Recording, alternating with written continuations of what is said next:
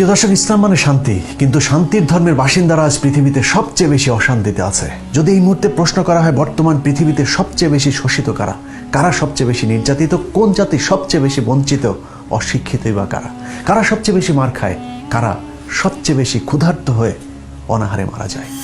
প্রিয় দর্শক, উত্তর খুব সহজ। গুজরাটে যারা, কাশ্মীরে তারা, আফগানিস্তানে যারা, প্যালেস্তাইনও তারা, চীনের উইঘুর থেকে মিয়ানমার, সিরিয়া থেকে মিশর, চেচনিয়া, বসনিয়া, ইরাকের কারবালা থেকে আমার সোনার বাংলা, সবখানে আজ মুসলমানেরাই মার খাচ্ছে।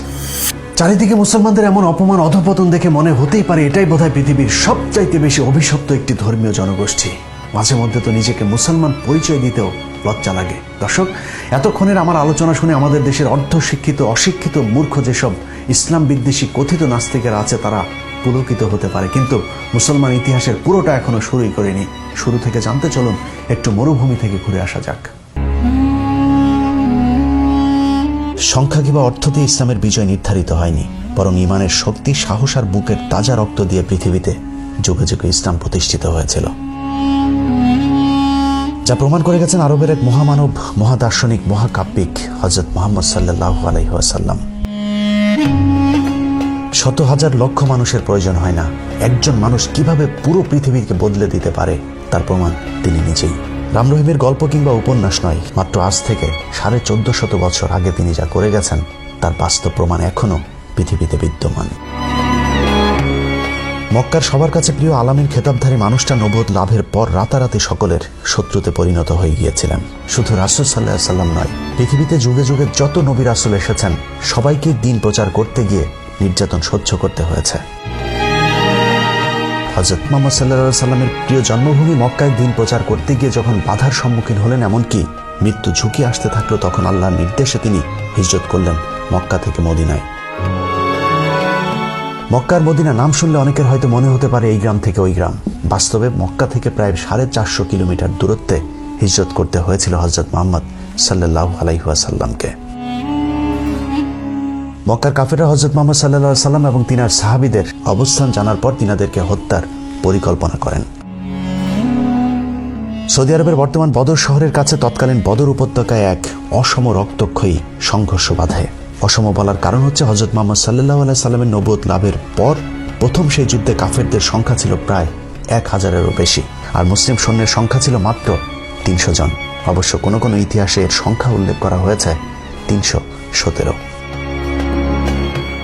বদর প্রান্তরে 624 খ্রিস্টাব্দের 13ই মার্চের সেই যুদ্ধ আজকের মুসলমানদের জন্য জ্বলন্ত এক উদাহরণ। দুই দলের মধ্যে যুদ্ধ শুরু হবার আগে কাফেররা যখন দেখল তাদের চাইতে নিতান্তই কম সংখ্যক সৈন্য নিয়ে মুসলমানেরা যুদ্ধ করতে এসেছে, তখন কাফেররা ঠাট্টা করে মুসলমানদেরকে বলল, আমরা প্রথমে আমাদের 3 জন যোদ্ধাকে পাঠাচ্ছি, দেখি সাহস থাকলে তোমরা তোমাদের সেরা 3 জন যোদ্ধাকে পাঠাও।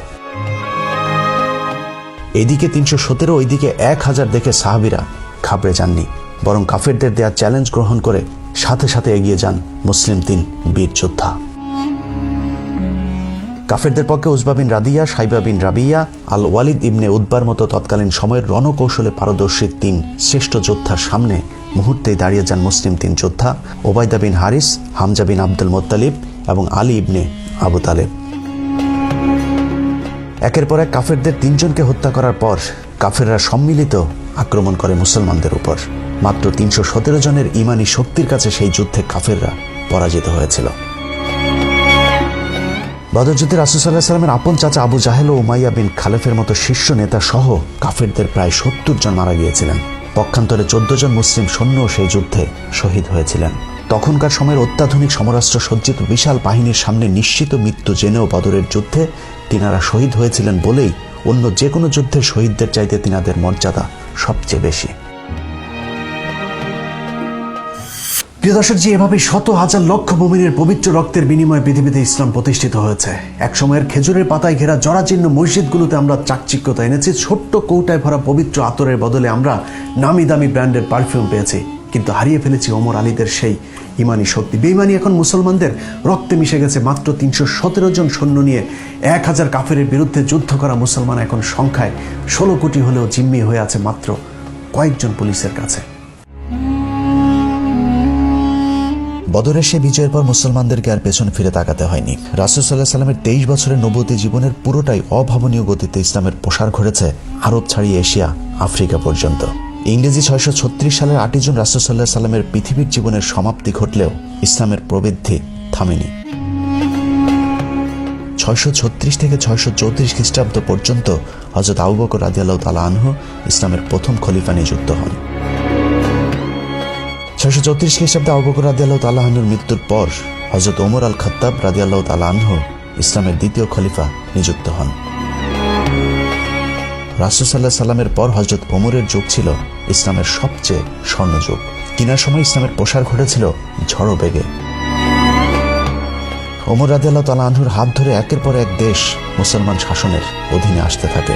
খেলাফতের দায়িত্ব নেওয়ার প্রথম বছরে হযরত ওমরের হাত ধরে আজনউদ্দিন যুদ্ধে জয়লাভ করে মুসলমানেরা। একই বছরে সিরিয়ার দামেস্ক পর্যন্ত চলে যায় খেলাফত শাসনের সীমানা।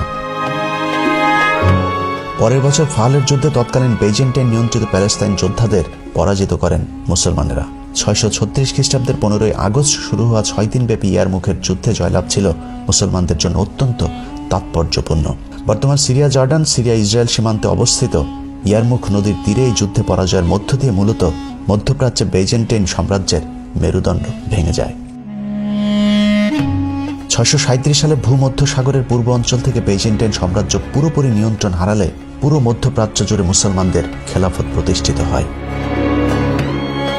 640 সালে আর্মেনিয়া বিজয় করেন মুসলমানেরা। 642 সালে আলেকজান্দ্রিয়াও খেলাফতের অধীনে চলে আসে। ইসলামের একের পর এক বিজয়ের একই সাথে চলেছে মুসলমানদের বিরুদ্ধে ষড়যন্ত্র। 644 সালে হযরত ওমরের অনাকাঙ্ক্ষিত মৃত্যুর পর তৃতীয় খলিফা হিসেবে দায়িত্ব নেন হযরত ওসমান রাদিয়াল্লাহু তাআলা আনহু। একের পর এক ষড়যন্ত্রে খলিফাদের মৃত্যু হতে থাকলেও ইসলামের মৃত্যু হয়নি, বরং তা সম্প্রসারিত হতে থেকেছে। আরব থেকে মুসলিম শাসনের জনপ্রিয়তা পায় ইউরোপ পর্যন্ত। 649 সালে হযরত ওসমানের সময় মুসলমানেরা সাইপ্রাস দখল করে। 651 সালে সাসানিয়ান সাম্রাজ্য দখলে আসে মুসলমানদের। এভাবে একের পর এক সাম্রাজ্য দেশ মহাদেশ মুসলমানদের দখলে আসতে থাকে। 654 সালে হযরত ওসমানের মৃত্যুর পর হযরত আলী রাদিয়াল্লাহু তাআলা আনহু খলিফা নিযুক্ত হন। হযরত আলী রাদিয়াল্লাহু তাআলা আনহুর খেলাফতের ব্যাপ্তিকাল ছিল মাত্র 6 বছর। তবে অল্প সময়ের মাঝেও বেশ কিছু বিজয় লাভ করে মুসলমানেরা। তিনার সময়ে মুসলমানদের সাথে বেইজেন্টাইনদের ঐতিহাসিক চুক্তি সম্পন্ন হয়। প্রিয় দর্শক, দেশে দেশে সুশাসনের মতো জ্ঞানের রাজ্য একসময় শাসন করেছে মুসলমানেরা। চিকিৎসা, পদার্থ, জ্যোতির্বিদ্যা, রসায়ন সহ জ্ঞান বিজ্ঞানের এমন কোনো শাখা নেই যেখানে মুসলমানেরা নেতৃত্ব দেয়নি। ইংরেজি 632 থেকে 1200-1300 সাল পর্যন্ত মুসলমানদের ইতিহাস, আর 1900, 2000, 2100 সালের ইতিহাস পুরোই উল্টো। ইহুদি খ্রিস্টানেরা যখন মহাশূন্য জয় করছে, মুসলমানেরা তখন ফতোয়া দিচ্ছে টেলিভিশন দেখা হারাম। ওয়াজ মাহফিলগুলোর একটা বড় অংশ জুড়ে থাকে মেয়েদেরকে পর্দায় রাখার আলোচনা। মুসলমানেরা শিক্ষা গবেষণা বাদ দিয়ে এখন আল কায়দা IS তৈরি করে মানুষ হত্যা করছে। অথচ ইসলাম কখনোই নিরীহ মানুষ হত্যা করাকে সমর্থন করে না। তারপরেও এরকম কিছু পথভ্রষ্ট বিপদগামীদের কারণে মুসলমানেরা এখন পশ্চিমা বিশ্বের কাছে জঙ্গি নামের প্রতিষ্ঠিত। যে মুসলমানের জ্ঞান বিজ্ঞান নিয়ে করা গবেষণার উপর আজকের আধুনিক সভ্যতা দাঁড়িয়ে আছে, সেই মুসলমানেরা তাদের পূর্বসূরীদের দেখানো রাস্তা ভুলে ভুল পথে হাঁটতে শুরু করেছে। আজকের মুসলমানদেরকে দেখে যারা ইসলামকে বিচার করে, তাদের কাছে মুসলমানদের অতীত ইতিহাস একেবারেই অজানা। জ্ঞান বিজ্ঞানের কোথায় ছিলেন না মুসলমানেরা? চিকিৎসা, জ্যোতিষশাস্ত্র, পদার্থ, রসায়ন, জীববিজ্ঞানের সকল শাখায় একসময় মুসলমানেরা নেতৃত্ব দিয়েছেন সামনে থেকে। অসংখ্য এরকম মুসলিম বিজ্ঞানীদের মধ্যে উল্লেখযোগ্য হলেন আল জাবের। গণিতের ইতিহাসে একটি যুগান্তকারী উদ্ভাবক তিনি। বীজগণিতকে একটি স্বাধীন এবং সুশৃঙ্খল গণিতের শাখায় প্রতিষ্ঠিত করেছিলেন আল জাবের। আল জাবের থেকেই অ্যালজেব্রা শব্দটিকে তিনি নিজেই নির্বাচিত করেছিলেন। এরকম অসংখ্য মুসলিম বিজ্ঞানী মনীষীর মধ্যে উল্লেখযোগ্য কয়েকজনের কথা একটু জেনে আসা যাক। জাবির ইবনে হায়ান, জাইবার নামেও তিনি পরিচিত। এই বিজ্ঞানীকে আরব রসায়নের জনক বলা হয়। অ্যালকেমি এবং ধাতব বিদ্যায়ও তিনার ভূমিকা ছিল অত্যন্ত গুরুত্বপূর্ণ। মোহাম্মদ ইবনে মুসা আল খোয়ারিজমি, পশ্চিমাদের কাছে যিনি অ্যালগরিথমি বা অ্যালগরিজিন নামে পরিচিত, তিনি প্রথম হিন্দি এবং আরবি ভাষার সংখ্যা এবং ইউরোপের গণিতে বীজগণিতের ধারণা প্রবর্তন করেছিলেন। তিনার আগে ইউরোপের গণিতে বীজগণিতের ধারণাই ছিল না।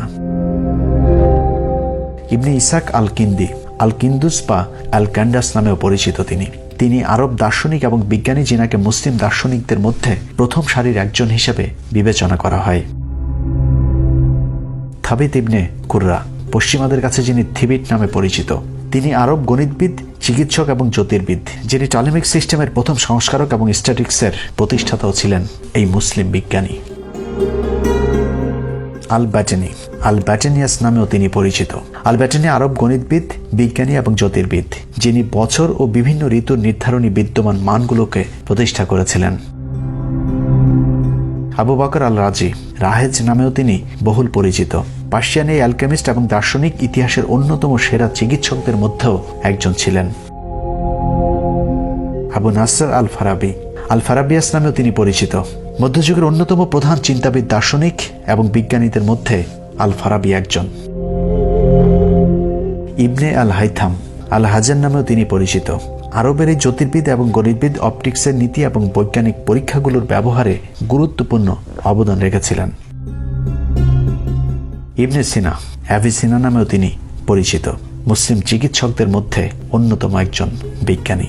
পার্সিয়ান এই দার্শনিক এবং বিজ্ঞানী চিকিৎসা শাস্ত্রের জন্য বিশেষভাবে বিখ্যাত।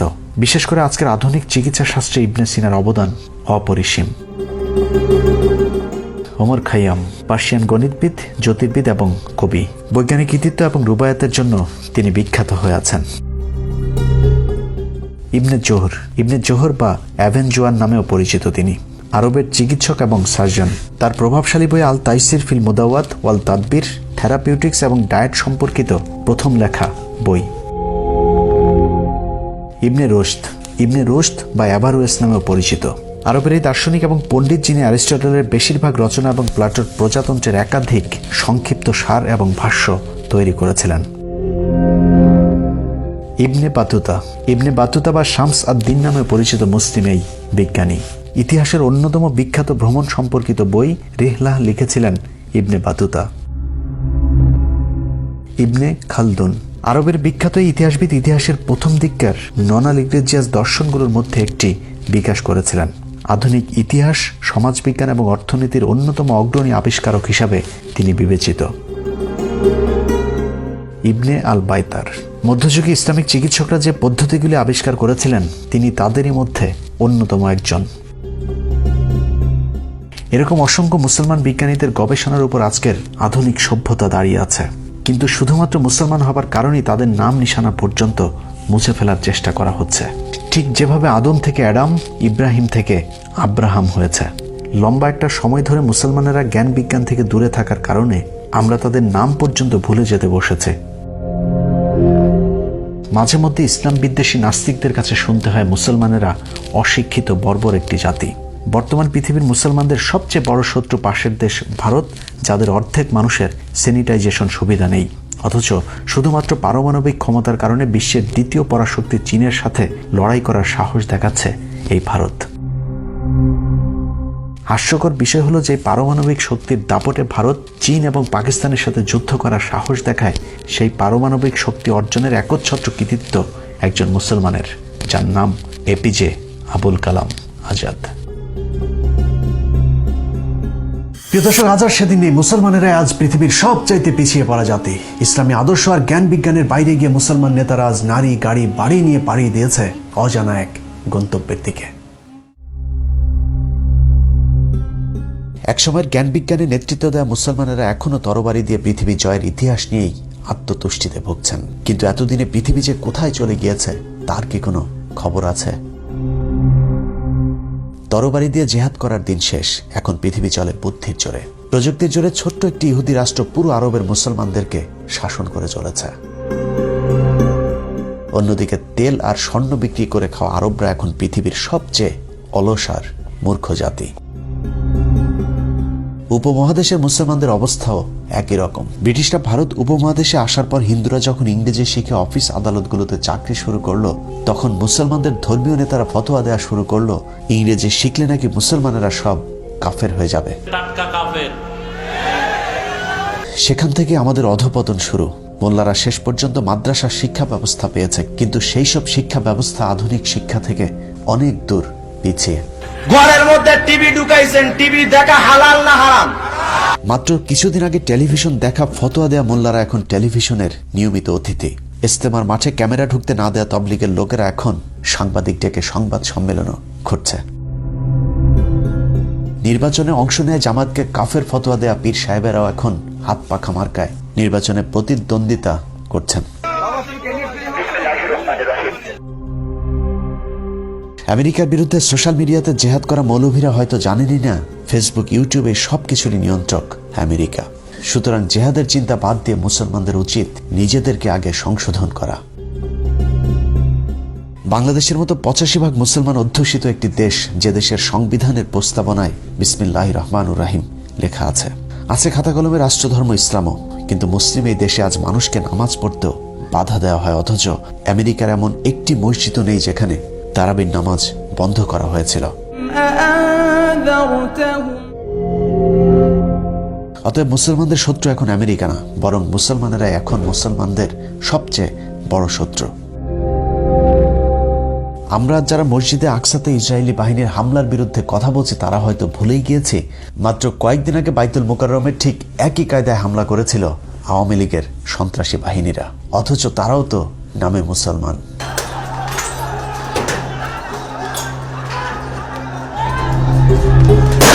পশ্চিমারা ধর্মের ভালো দিকগুলো তাদের বাস্তব জীবনে কাজে লাগিয়েছে, আর আমাদের দেশে ধর্মের ভালো দিকগুলোকে সরিয়ে মাদ্রাসা মসজিদকে বানানো হয়েছে ব্যবসা প্রতিষ্ঠান। এখনো কাফের হয়ে যাবার ভয়ে কওমি মাদ্রাসাগুলোতে ইংরেজি শেখানো হয় না, পাঠ্যসূচিতে নেই গণিত, বিজ্ঞানের মতো প্রয়োজনীয় বিষয়গুলো, যে কারণে দেশের দ্বিতীয় বৃহত্তম শিক্ষিত এই জনগোষ্ঠীর জন্য মাদ্রাসা বা মসজিদে চাকরির বাইরে আর কোনো সুযোগ থাকছে না। বৈজ্ঞানিক বানানো হয় না, ডাক্তার হয় না, দার্শনিক হয় না, ইসলামী শিক্ষা গভীর জ্ঞানী করে তোলা।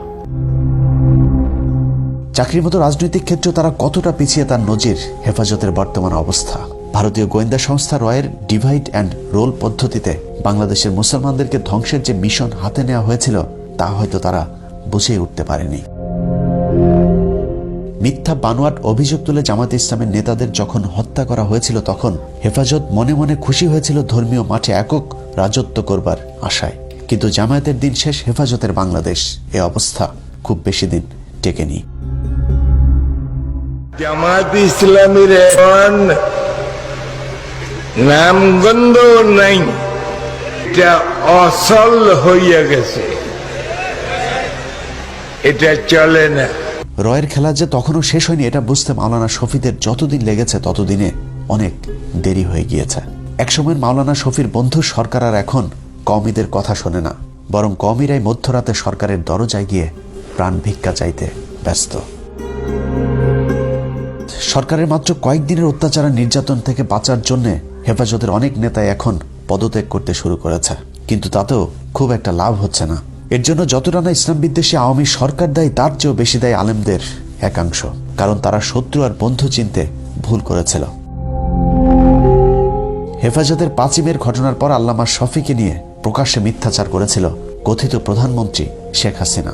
এছাড়া তাকে নিয়ে কুরুচিপূর্ণ বক্তব্য দিয়েছিল মাদার অফ মাফিয়া। সেই সময়টাই ছিল বাংলাদেশে ইসলামী দলগুলোর জন্য টার্নিং পয়েন্ট। হেফাজতের কয়েকশো এতিম অসহায় শহীদের বিচার তো দূরের কথা, এখন পর্যন্ত আনুষ্ঠানিকভাবে সেই রাতে শহীদদের পূর্ণ সংখ্যাও প্রকাশ করেনি হেফাজত। উল্টো ফরিদউদ্দিন মাসুদের মধ্যস্থতায় শেখ হাসিনার কাছে মাত্র 15 কোটি টাকায় বিক্রি হয় শফিপুত্র আনাস মাদানী, মুফতি ফাইজুল্লাহ সহ হেফাজতের প্রভাবশালী কয়েকজন নেতা। বাবুনগরী কাশেমী সহ কয়েকজন নেতা অনড় থাকলেও তাতে লাভ হয়নি। বাবুনগরী পন্থীদের বাদ দিয়ে কওমি সনদের নামে 5ই মের শহীদদের সাথে চরম বেইমানি করে খুনি হাসিনার সাথে হাত মেলায় শফি। তারপর থেকে কওমিপন্থী আলেমরা সরকারকে নিজেদের লোক ভাবতে শুরু করে, যে কারণেই নিয়মিত সরকারের গোয়েন্দা সংস্থাগুলোর সাথে যোগাযোগ রেখে ব্যালেন্স করার চেষ্টা করেছে তারা। এই মূর্তি সংস্কৃতিকে রুখে দেওয়ার জন্য গোটা বাংলাদেশ ব্যাপী তাওহীদি জনতা আবার শাপলা চত্বরে যাবে। কওমি আলেমদের বক্তব্যগুলো কখনো খুব গরম হয়েছে, আবার কখনো নরম। আমরা ডাক দেব বঙ্গবন্ধুর কন্যা শেখ হাসিনাকে ঘুম থেকে জাগ্রত করবার ডাক।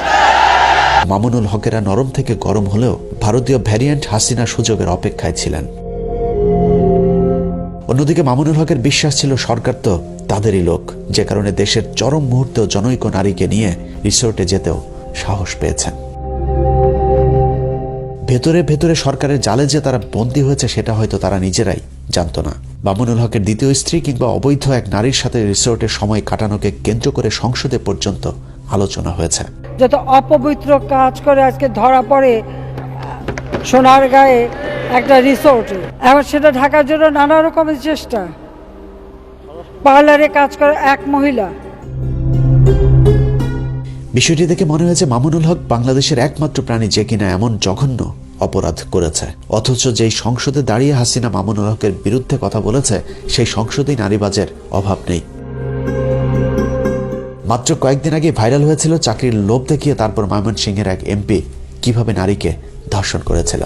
তারও আগে বের হয়েছিল রাজশাহীর আরেক এমপির নারী কেলেঙ্কারির ভিডিও।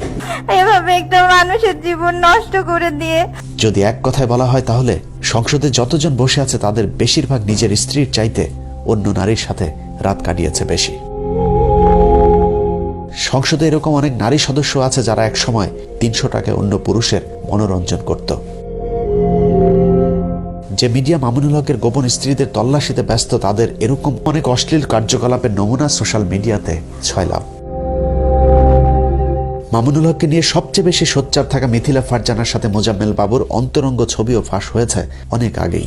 তারপরেও তাদের বিরুদ্ধে কোনো ব্যবস্থা কি এখন পর্যন্ত নেওয়া হয়েছে? অথচ মামুনুল হকের এক ঘটনাকে কেন্দ্র করে হেফাজতের শীর্ষ সব নেতাদেরকে আটক করা হয়েছে। যদি মনে করা হয় ধর্মীয় নেতা বলে তাদের বিরুদ্ধে ব্যবস্থা নেওয়া হয়েছে, সেটাও সঠিক নয়। কারণ চরমনাইপন্থী দুই কথিত আলেম হাফিজুর ও মিসবাহ দুজনেই অন্যের বউকে নিয়ে অনৈতিকভাবে সংসার করছে, কিন্তু তাদের বিরুদ্ধে সরকার নীরব। কারণ চরমনায় এখন সরকারের টোপ গেলা পরের শিকার। চরমনাইরা মনে করছে গোয়েন্দা সংস্থাগুলো তাদের আগামী নির্বাচনে প্রধান বিরোধী দল বানাবে, কিন্তু তাদের মনে রাখা উচিত মামুনুল হকের ঘটনা একটি উপলক্ষ মাত্র। বাংলাদেশকে ধর্মহীন রাষ্ট্র বানানোর পরিকল্পনা হাসিনা অনেক আগেই হাতে নিয়েছে। সেখানে চরমনায়েরও জায়গা হবে না আজ হোক বা কাল। কারণটা মনে রাখতে হবে, হানাফি, শাফি, আহলে হাদিস, আহলে সুন্নাত নয়, ভারতের টার্গেট বাংলাদেশের মুসলমান। এক এক করে আমরা সবাই মার খাচ্ছি, কিন্তু একসাথে রুখে দাঁড়ানোর জ্ঞান কিংবা সাহস কোনোটাই আমাদের নেই, যে কারণে সামনের দিনগুলো বাংলাদেশের মুসলমানদের জন্য আরো বেশি ভয়ঙ্কর হয়ে উঠতে পারে। প্রিয় দর্শক, কেন এমন হলো? কেন মুসলমান মার খায়? কেন মুসলমান না খেয়ে মারা যায়? মাত্র ৩১৭ জন দিয়ে পৃথিবী জয় করা মুসলমানের সংখ্যা এখন ২৫০ কোটি, যা পৃথিবীর দ্বিতীয় বৃহত্তম ধর্মীয় জনগোষ্ঠী। সংখ্যায় বেড়েছে কিন্তু হারিয়েছে সাহস। এক মুসলমান আজ আরেক মুসলমানের বিপদে বুক পেতে দিতে ভয় পায়, সুখ পায় অন্য মুসলমানের অসুখে। মুসলমানেরা আজ পৃথিবীতে সবচাইতে মুসলমানদের বড় শত্রু। নিজেদের এমন করুণ অধপতনের জন্য আমরা নিজেরাই দায়ী। কারণ সুন্নাত মানে আমরা এখন শুধু ৪ বিয়ে করাকেই বুঝি, কিন্তু ইসলাম প্রতিষ্ঠার জন্য নিজের দাঁত ভাঙাও যে একটা সুন্নাত, সেটা আমরা ভুলে গিয়েছি। ইসলামের জন্য নিজেদের জীবন বিলিয়ে দিতে। আল্লাহর ঘর মসজিদ তৈরি করবার জন্য আমরা এখন ভিক্ষা করে টাকা তুলি, কুরবানির পশুর চামড়া তুলি আমাদের সন্তানদেরকে ইলমের দিন শিক্ষা দেবার জন্য। কিন্তু কখনো কি চিন্তা করেছেন, যেই দেশে শত শত হাজার হাজার প্রতিষ্ঠান সরকারের টাকায় চলতে পারে, সেই দেশে কেন মসজিদ মাদ্রাসা ভিক্ষা করে তারপর চলতে হবে? ভিক্ষা করে পৃথিবীতে ইসলাম প্রতিষ্ঠিত হয়নি। ভিক্ষা করে হয়তো কোনো রকম বেঁচে থাকা যায়, কিন্তু নিজের পূর্ণ অধিকার প্রতিষ্ঠায় লড়াই করতে হয়। তার জন্য প্রয়োজন ঐক্য। কে কোথায় হাত বাঁধে, কে বিশ্বাস করে কোন মাযহাবে, কে হেফাজতি, কে জামাতি, এসব নিয়ে তর্ক করার সময় এটা না। 16 কোটি মুসলমানের দেশে রমজান মাসে বন্ধ হয়ে যাওয়া মসজিদ মাদ্রাসা যদি খুলতে হয়, তাহলে তালা ঝুলাতে হবে অত্যাচারী শাসকের হাতে। বর্তমান শ্বাসরুদ্ধকর পরিস্থিতি থেকে হতাশ হবার কিছু নাই। মুসলমান হয়ে জন্মেছে, আর আমরা তো জন্মগতভাবেই সৌভাগ্যবান। ভারতীয় দালাল নব্য ফেরাউন হাসিনার বিরুদ্ধে এই যুদ্ধে সাময়িক পরাজিত মনে হতে পারে, কিন্তু শেষ হাসি তো আমাদেরই। কারণ আল্লাহ কোরআনে কথা দিয়েছেন, নিরাশ হও না, যদি তুমি মুমিন হও, বিজয় সুনিশ্চিত। আল্লাহ হাফেজ।